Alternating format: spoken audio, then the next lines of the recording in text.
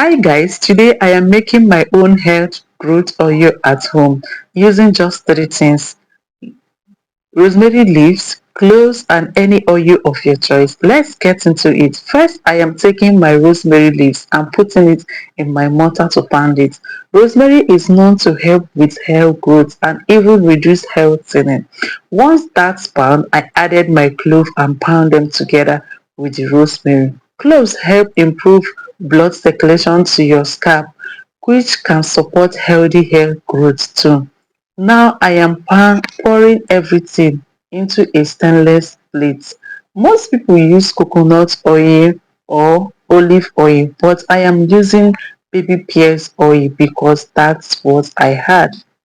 I add the oil and mix everything together.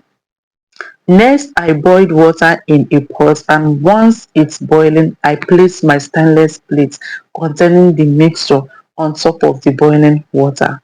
It is called a double boiled method, and I let it sit for about 20 to 30 minutes. That's After that, I bring it down, cover it and place it in a cool place.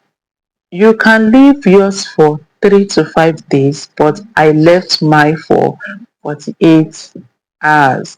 After it's ready, I extract the oil from the rosemary and the clove chips and pour it in my container for use. And that's it. My homemade rosemary and cloves hair growth oil is ready to use.